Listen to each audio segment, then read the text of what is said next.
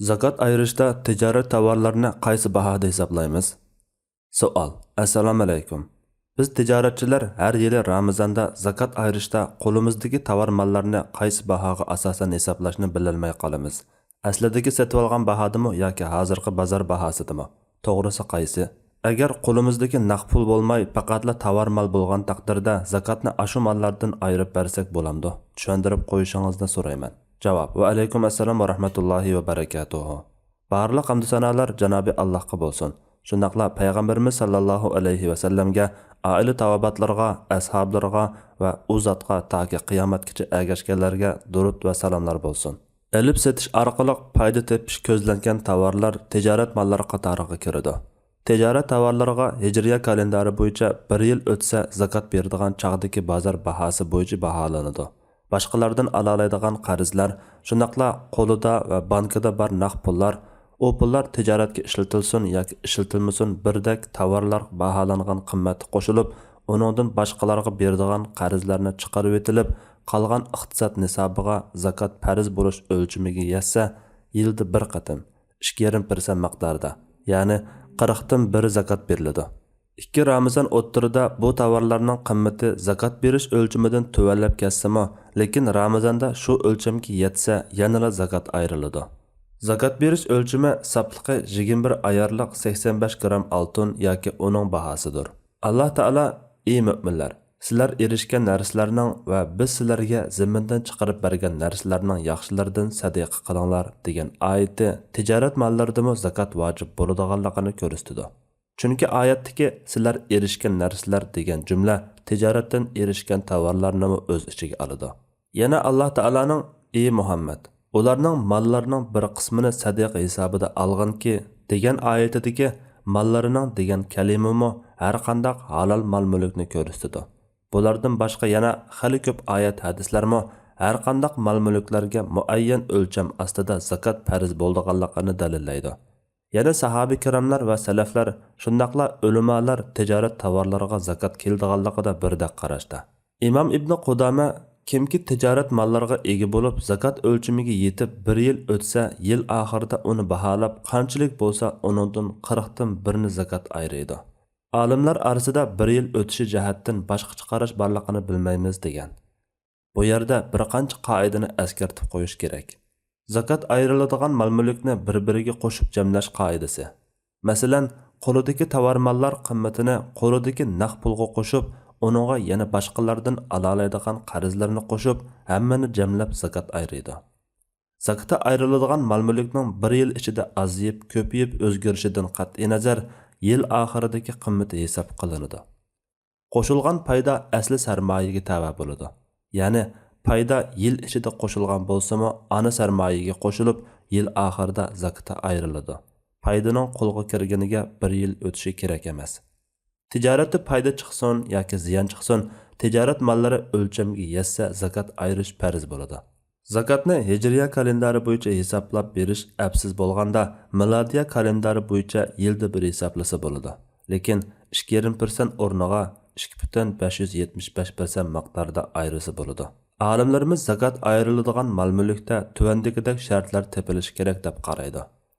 Mazkur mol-mulk zakat berguvchining to'liq igdorchiligida bo'lgan mulk bo'lishi, avayotgan yoki avish ehtimolligi bor mulk bo'lishi, odatdagi turmush ehtiyojidan oshgan mulk bo'lishi, to'lash vaqti kelgan qarzlardan xoli bo'lishi, igdorchilikqa 1 yil to'lgan bo'lishi, ziroat, chorva va kon bayliqlarda undaq shart yo'q. 1 yil to'shqanda mol-mulk zakat berish o'lchamiga yetgan bo'lishi, halol mol-mulk bo'lishi, chunki Alloh nopokni qabul qilmaydi. Tijoratchining qo'lidagi mollarda yuqorqi shartlar tepilishi yoki tepilmasligi zakatini ayiradigan mol-mulkning miqdorini belgilaydi. Tuvanda yuqorqi shartlar va qoidalarga asosan tijoratchining qo'lidagi mollarining qanchalik qismiga zakat ayiradiganligini misol bilan yoritib o'taylik. 1. Mol-mulkning tijorat mali yoki tijorat mali emasligini bekitishda niyat halqaliq rol o'ynaydi. Shunglashqa o'zi minishga bir mashina yoki o'ltirishga bir uy sotib olib, foyda qiladigan bo'lsa sotib etarman desa, uningga zakat kelmaydi. Ammo bir mashinani yoki bir uyni elib sotib foyda elish maqsadida sotib olib, sotquchi bo'lgan orliqda haydab yoki o'ltirib ishlasimi, uningga zakat keladi. Qachoniki satmay ishlatishni qaror qilsa, andin uninga zakat kelmaydi. Bu vajidan tijorat ishlarini elib berishda lozimlik bo'lgan ambar, do'kon, saramjon, uskuna, saymon, mashina va zavod qatorliq yolg'iz yoki tovar bilan setish maqsad qilinmaydigan narsalar tijorat mollari qatoriga kirmaydi. Masalan, satmay tijoratida ishlatiladigan 100 to'nglatqi yoki 20 mashina yoki 1 million tog'ar yoki tovar ishlab chiqaradigan zavod korxona bo'lsa, buning qimmati tijorat moli qatoriga kirmaydi. Ya'ni zakat ayirishda uni hisoblamaydi. Chunki bu ishlatiladigan saymon. Bu turdagi narsalarni sotib olish uchun to'lab qo'yilgan pullarga o'xshash. Ammo yolg'iz yoki tovar bilan birga sotadigan zavod korxona 100 to'nglatqi yoki 20 mashina yoki 1 million tog'ar bo'lsa, bu tijorat moli qatoriga hisoblanib zakatga ayriladi. Bu ikki turni mundaq ayirish mumkin. Atir tijoratchisi atir saqlashga algan shishalarga zakat kelmaydi. Atirni qachilab sotadigan shishalarga zakat keladi. Ikkinchi, tijoratni elib berishda ishlatilmay, elib setib tijorat qilishmi ko'zlanmagan, ammo uzun muddat kirim qilishni ko'zlab mablag' solingan narsalar. Masalan, boshqalarga ijara beriladigan zamin, bino, mashina, shundaqla ishlab chiqarish zavodlari qatorliqlarga tijorat tovarlar qatorida zakat kelmaydi. Uningdan kirgan kirimga zakat keladi. Bularni sotayotgan taqdirda uning puli qo'ridagi naq pulga qo'shib zakat ayriladi. Aslida olimlar ijara beriladigan uy, do'kon, kiroga ayrilgan mashina va boshqa qatnash vositalari, shundaqla ishlab chiqarish zavodlari, turli uskunalar qatorliq narsalarning hammani kirimdan foydalanadigan narsalar deb ayrim turga ayiradi. Bularning zakatini qanday ayirish masalasida bir qism olimlar shu narsalarning qimmati baholanib, butun qimmatiga kirimi bilan qo'shib 2,5% miqdorda zakat keladi deb qaragan. Yana bir qism olimlar topgan pulga, kirgan kirimga ziroat mahsulotlarining o'lchami bo'yicha zakat keladi deb qaragan. Ko'pchilik olimlar shu narsalarning qimmatiga zakat kelmaydi. Topgan pulga, kirgan kirimga zakat keladi deb qaraydi. Biz yuqorida shu ko'pchilik olimlarning qarashini tanladik. Payg'ambar sallallohu alayhi va sallam zamonida Abu Bakr, Umar va Osman radhiyallohu anhulardek sahobalarning ijaraga beradigan zaminlar bor edi. Ulardan ijara bergan zaminlarga zakat berganligi rivoyat qilinmagan. Dunyo zakat shar'iy hay'atimi Islom fiqhi komitetimi mushu qarashni tutgandir. 3. Yangi bino qurilishi. Zavod, korxona qatorliq taqa putmagan qurilayotgan narsalar. Bular ikki turga ayrildi. Biri tijorat ishlarini elib berishda ishlatiladigan ambar, bino, do'kon va zavod korxona qatorliqlar. Bular zakat ayriladigan mol qatoriga kirmaydi. Yana biri yasalib putganda tovar sifatida sotiladigan narsalar. Masalan, bino yoki do'kon yoki zavod solinayotgan, qurilayotgan, putganda sotiladigan bo'lsa, bu narsalar har zamonda zakat berish vaqtida muvofiq bozor bahosida baholanib, zakat ayriladigan mol qatoriga qo'shib etildi. 4. Tijorat markasi. Tijorat ismi imtiyoz, ijodiyat, avtorlik va patent huquqi degandek ma'naviy haqlarning qimmatiga elib setish maqsad qilinmasa, e'lon va tashviqotga xarjlanadigan pulga, shundaqla shirkat qurish, anga aldirish, zavod korxonalarda ish boshlashdan burungi tajriba sinoq va tadqiqotlarga ketarli xarajatlarga zakat kelmaydi. Bu xarajatlar odatda bir necha yilda xarjlandi. Bular bir qarashqa saymon uskunlar qatorida, bir qarashqa tovar mol qatorida ko'rinadi. Lekin shunisi aniqki, bu xarajatlar avaydigan mol qatorida emas, bir necha yil ichida xarjlanib ketadigan mol bo'lg'achqa, zakat ayriladigan mol qatoriga kirmaydi. Masalan, tadqiqot va tajribaga yoki e'longa $100,000 ajratildi. Bu $100,000 zakat kelmaydi. Bu xuddi ishlatiladigan uskunaga o'xshash. Buning asliga zakat kelmagandan keyin buning 50,000 bu yil chiqim qilinib, qolgan 50,000 kelar yili chiqim qilinadigan bo'lsa-mu, kelar yiliga tava bo'lgan 50,000 agar uni boshqa ishga ishlatmasa, o'xshashla zakat kelmaydi. Xuddi $10 bir saymonni tijoratda ishlatadigan bo'lsak, 1 yil o'tganda $5 uprab $5 qimmati qolgan bo'lsa-mu, lekin aslida ishlatiladigan saymon bo'lg'achqa uningga zakat kelmaydi. 5. Tijoratga aloqador boj va rasmiyat pullari. Yana majburiy tijorat sug'urtasi va shu qatorliq ishlar uchun to'lash kerak bo'lgan chiqimlarga ham zakat kelmaydi. Agar bir tovarni $100 ga top sotqili bo'ladigan bo'lib, uning $15 davlatga boj to'lanadigan bo'lsa, bu tovarning qimmati $85 hisoblanadi. Ya'ni davlatga to'laydigan baj zakotni hisoblashda umumiy summadan chiqarib etildi. Bir uyni 100 ming dollarga sotqili bo'ladigan bo'lib, setishda sotquchi 4% baj yoki rasmiyat to'laydigan bo'lsa, zakot hisoblaganda 96 ming dollar bo'yicha ayrildi. Chunki u uyning haqiqiy qiymati 96 ming dollardir. 6. Baj va rasmiyat pullari jamiyatning boy va yo'qsul kishilarga sarf qilinadigan bo'lg'achqa, ya'ni baj sarf qilinadigan o'rinlarni davlat belgilaydigan bo'lg'achqa, baj va rasmiyat pullarini zakotga hisoblashga bo'lmaydi. Vaholanki zakot ismi, zakotning o'lcham va shartlari bilan elinib, Alloh taolo kitobida bekitgan o'rinlarga berilishi kerak. Masalan, yuqorqi misaldagi uy sotgan puldan baj va rasmiyat uchun to'langan 4 ming dollarni yoki do'konda mol sotganda to'langan bajni zakotga hisoblashga bo'lmaydi. 7. Setilmaydigan narsalarni chiqarib o'tgandan keyin qo'liga kirganiga 1 yil o'tgan mollarni oltin yoki qog'oz pul bahosida baholaydi. Chunki tijorat mollarida oltin kumushda yoki chorva mollarda bo'lganidek belgilangan o'lcham yo'q. Ham shariat buni bekitib bermagan. Shunga qimmati oltinga yoki qog'oz pulga so'ndirildi. 8. Tijorat mollarini hisoblaganda to'p setilgan narsalar hisoblangan kunidagi to'p bahosi bo'yicha hisoblanadi. Mashina yoki uy zamin qatorliq to'p setilmaydigan qimmatli mollar hisoblangan kunidagi bozor bahosi bo'yicha hisoblanadi. Bu ko'pchilik salaf solihlar va olimlardan kelgan qarash bo'lib, mushundaq baholagandala tovarning haqiqiy qimmati hisoblangan bo'ladi. Chunki zakot ayriladigan chaqda mazkur tovarning bahosi tushib ketgan bo'lsa, ammo qimmati burun sotib olgan yuqori baholi hisoblansa, tijoratchiga ziyon bo'ladi. Aksicha, mazkur tovarning bahosi o'sib ketgan bo'lsa, zakot burunqi qimmati bo'yicha sarmoyaga kelib, foydasidan zakot berilmagan bo'ladi. Halbuki zakot ana pulg'imi, foydasiga keladi. 9. Yuqorida aytganimizdek, to'liq ishlanib bo'lgan sotishga tayyor tovarlar zakot ayriladigan kunlardagi to'p bahosi bo'yicha hisoblanadi. Ammo texi ishlanayotgan, yerim ishlangan va yana ishlanishga ehtiyoj bor tovarlar tajribali kishilarning hozirgi turqini baholashi asosida baholanadi. Bu ham materiallar balkim bir yoki bir necha bosqichda ishlanib bo'lgan, yana bir qancha bosqich ishlanishi kerak bo'lishi mumkin. Bularni hozirgi turqining bahosida baholaydi degan olimlarmi, ishlanib setiladigan bahoda baholaydi degan olimlarmi, ishlanmagan ham material holatida setilingan bahoda baholaydi degan olimlarmi bor. Eng to'g'risi hozirgi turqining bahosida baholaydi degan qarashdir. Masalan, navat bilan kamput ishlab chiqarish uchun 100 tonna shakar setilinib, uning 50 tonnasida navat yasaldi, qolgan 50 tonnasi qiyam holatida qoldi. Uningdan kamput ishlanmoqchi. Undaqda bu 50 tonna qiyam pishiqlangan kamput yoki o'z vaqtida elingan shakar bahosida hisoblanmay, bozordagi qiyam bahosida hisoblanadi. Texi hech ishlanmagan ham materiallar hozirgi to'p bahosi bo'yicha hisoblanadi. Bularning hammasi tijorat uchun tayyorlanayotgan, sotiladigan tovarning bir qismi bo'lg'achqa, uningga zakot keladi.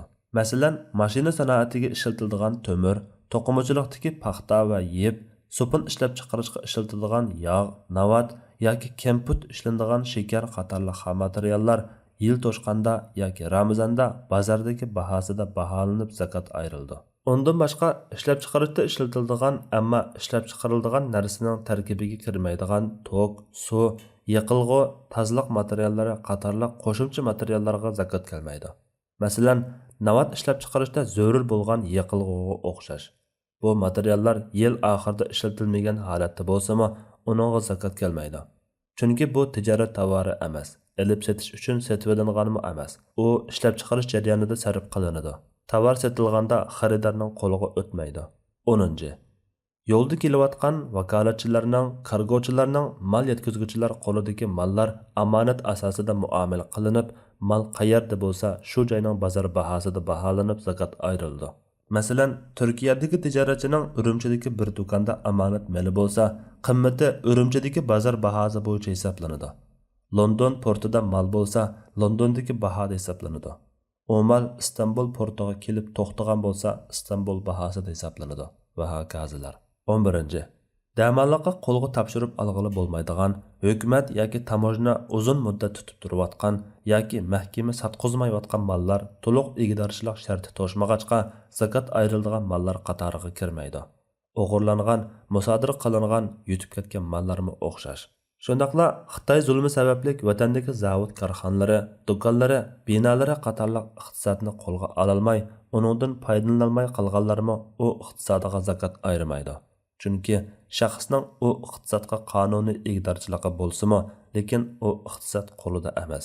Masalan, do'koni bor kishi do'konini sotay desa sotolmaydi, ochay desa ocholmaydi. Halbuki zakot keladigan iqtisodning sharti ham egdorchiligi bo'lish, ham qo'lida bo'lishdir. Ya'ni o'zi bevosita yoki vakili orqali foydalana oladigan, va sota oladigan bo'lishi shart. Halbuki u mulkdorning undaq imkoniyati yo'q.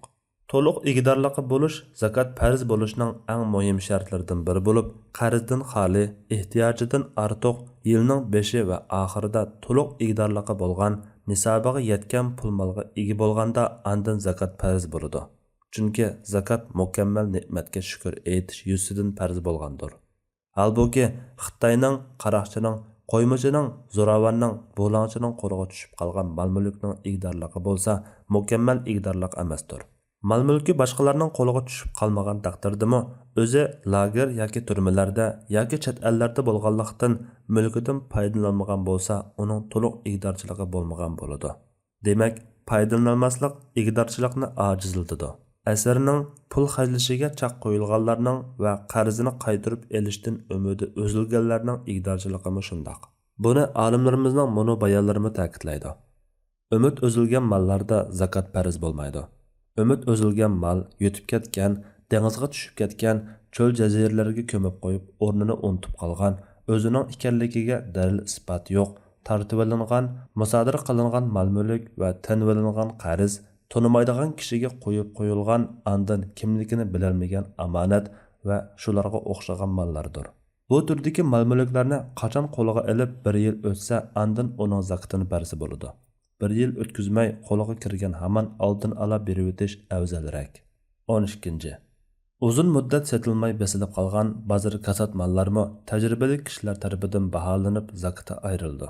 Masalan, $100 algan tovar $10 tushib qolgan bo'lsa, $10 baholaydi. Aradigan odam bo'lmaganlikdan baholay olmasa, tijoratchilar sotib olishi mumkin bo'lgan bahoda baholaydi. Lekin tijoratchining qo'lidagi mollarning hammasining bozori kasat bo'lib, qo'lida zakotga beradigan naqd pul bo'lmasa, pul topgan chaqda yoki u tovarlar sotilganda o'tgan yillarnikini bersa bo'ladi. 13. Biror narsa sotib olish, yastish uchun boshqalarga oldin o'tkazib qo'ygan pullar. Zakaratmi shundoq. Sotib olinmoqchi bo'lgan tovarning ishlatilishiga qarab muomala qilindi. Agar yuqoridagi saymon va uskuna qatorida ishlatiladigan narsalar bo'lsa, u pullarga zakot kelmaydi. Ishlab chiqariladigan xom material yoki elib sotiladigan tovar bo'lsa, o'tkazilgan pul qanchalik bo'lsa, shuncha puldan zakot ayriydi. Alayliq $45,000 ga do'kon sotib olgan, hozir $20,000 topshirdi. Do'kon putib qo'lga olganda $25,000 topshirdi. Bu ahvolda do'konga topshirib bo'lgan pulga zakot kelmaydi. Chunki bu saymon va uskuna qatorida ishlatiladigan narsa. Topshirmagan pul texi qo'lida bo'lg'achqa 1 yilgacha, shu yil Ramazongacha topshiradigan bo'lsa, qarz hisobida uningga zakot kelmaydi.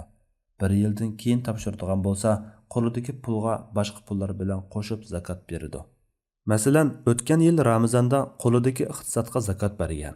Keyin do'kon sotib olib, do'kon pulining bir qismini to'lab, bir qismi, ya'ni $25,000 qolgan bo'lsa, bu qolgan pulni to'lash vaqti mushu yil Ramazonga qadar to'shadigan bo'lsa edi, uningga bu yil zakot bermaydi.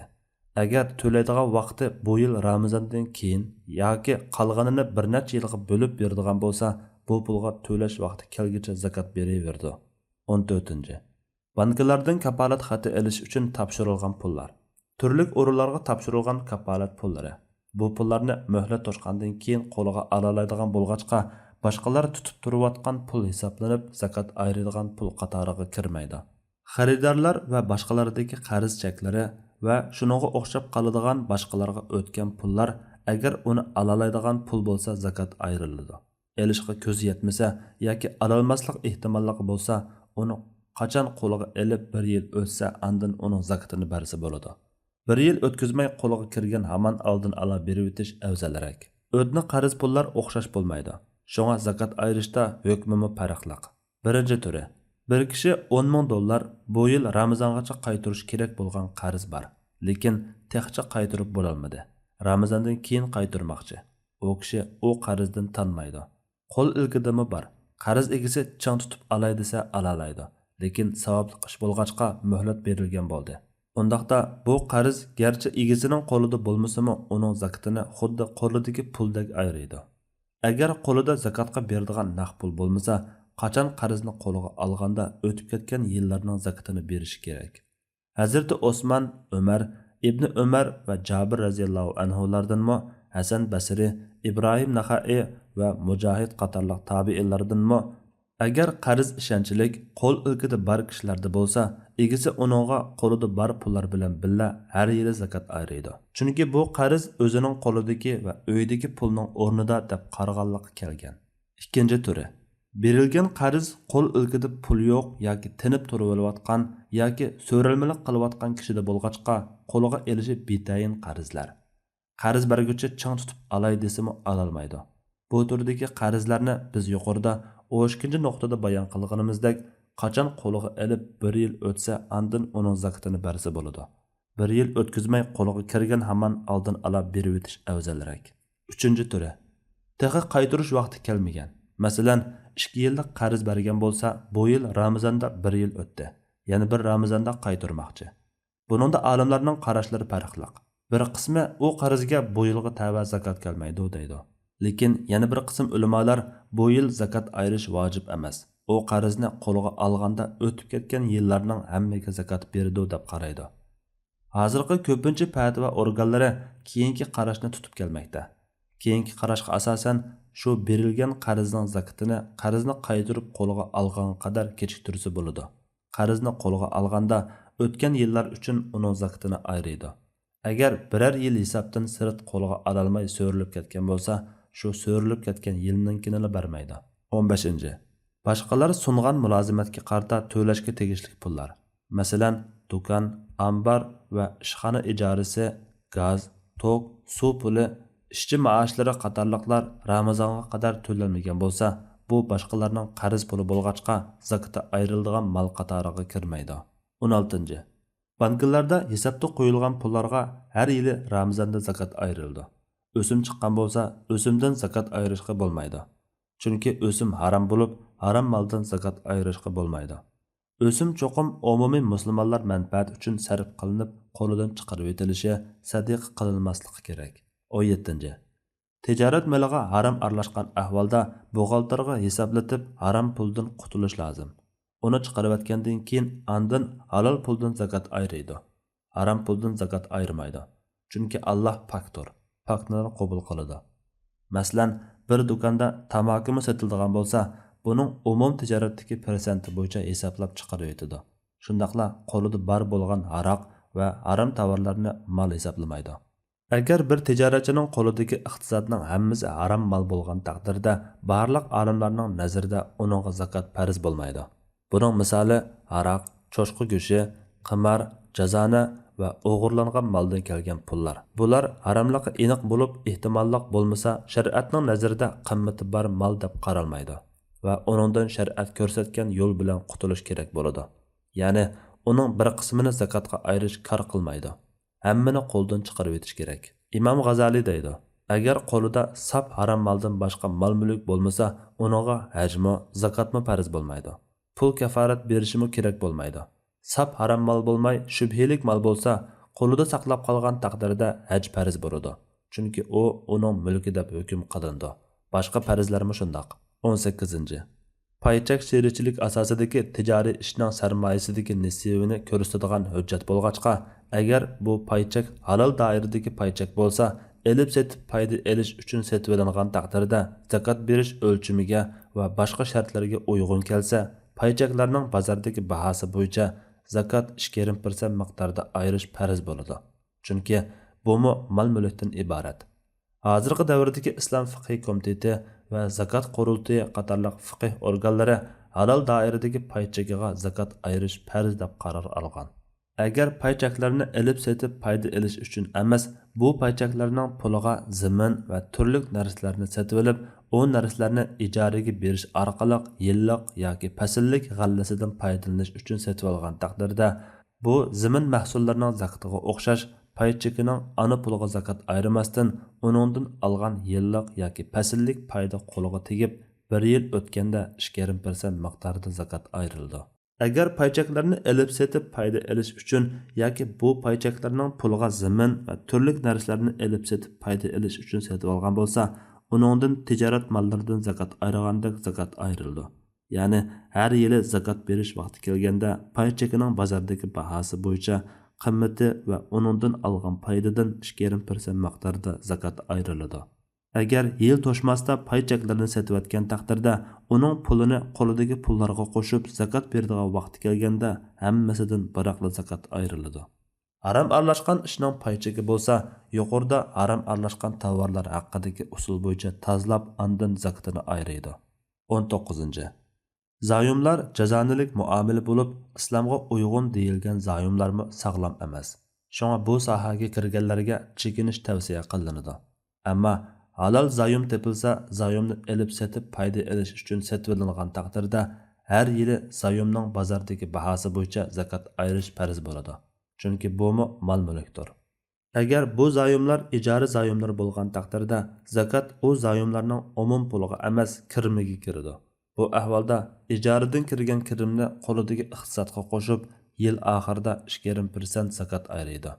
Arada bu zayumlarni setaversa, bütün pulni qo'lidagi pullarga qatib, hammasidan 2,5% miqdorida zakat ayiradi. 20.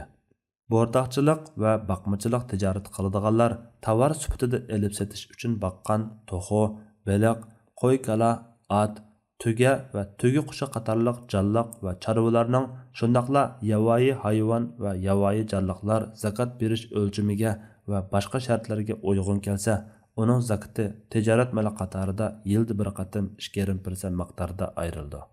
Eng az deganda 6 oydan ko'p muddat bilan haqsiz o'tloq yayloqlarda ko'paytirish, samirtish, sutini sag'ish degandek niyatlarda beqilgan qo'y, o'chka, kala, tuga qatorliq chorvalarga 1 yil o'tsa zakat keladi. Bu tür mallarning zakat berish o'lchami va zakat miqdori odatdagi tovarlardan boshqacha bo'lib, nuqul 2,5% bo'yicha emas, soniga qarab muayyan nisbatda o'zgaradi. Ammo uningdan chiqqan sut va yung qatorliqlarga agar uningdan tijorat ko'zlansa, tijorat mollari qatorida baholanib 2,5% miqdorida zakat keladi. Agar yarim yil yoki uningdan ko'proq vaqt yem-xashak setib olib baqqan bo'lsa, u chaqda yayloqda beqilgan chorva bo'lmaydi. Davomliq yoki ko'proq vaqt yem-xashakda beqilsa, chiqimning eshib ketishi sababli zakatni saqit qilib o'tadi. Lekin shundaqdimi uningdan chiqqan sut va yung qatorliqlarga agar uningdan tijorat ko'zlansa, tijorat mollari qatorida baholanib 2,5% miqdorida zakat keladi. Qo'y, kala, tuya qatorliq chorva mol emas, buğa, kiyik, to'xu to'shqan va yirtqich hayvonlarga elib setish maqsad qilinmay avtosh va uningdan chiqqan narsalardan foydalanish uchun beqilsa, ularga chiqqan narsalar bilan billa tijorat tovarlariga o'xshash zakat keladi degan qarashmi, o'ziga kelmaydi, chiqqan narsalarga keladi degan qarashmi mavjud. Ammo yuk artish, minish uchun yayloqqa qo'yib o'tilgan chorvada bo'lsa, uningda avush degan shart hosil bo'lmaganlik uchun zakat vojib bo'lmaydi. Endi ikkinchi masalaga kelsak, zakat sifatida tijorat mollarining o'z jinsidan berish kerakmi yoki pulga so'ndirib pul berish kerakmi? Va yoki u ikki usulning qaysi birini tanlab ish tutish ixtiyorimi? Hanafi mazhabda va Imom Shafiining bir qarshida qandoq berish tijoratchining ixtiyorligida. Masalan, tijoratchining qo'lida necha tonna yangoq yoki necha ming chapon bo'lsa, zakatni shu tovarning o'zidan ayirib bersami bo'ladi. Qimmatida pul bersami bo'ladi. Lekin bu ahvolda hech kim olmaydigan tovarni qo'ldan chiqarib o'tish maqsad qilinsa to'g'ri bo'lmaydi. Imom Ahmad qimmatini pulga so'ndirib berdi degan va Imom Qardaviy mushu qarashni tanlagan. Chunki yo'qsulga ishlatmaydigan tovar berilgan taqdirda uni arzon bahoda sotib o'tib ziyon tortishi mumkin. Imom Ibn Taymiya qatorliq olimlar amaliy ahvolga qarab yo'qsullarga qaysi eng munosib bo'lsa, shu bo'yicha berdi degan. Masalan, yo'qsullarning uyida qalab ishiltish uchun ko'mirga ehtiyoji bo'lsa, ko'mir tijoratini qiladigan kishi qo'lidagi ko'mirdan zakat ayirsa bo'ladi. Allah eng to'g'risini bilguchidir. Fatvoda Dr. Abdul Aziz rahmatullah. Fatvolar majmuasi 3-tom.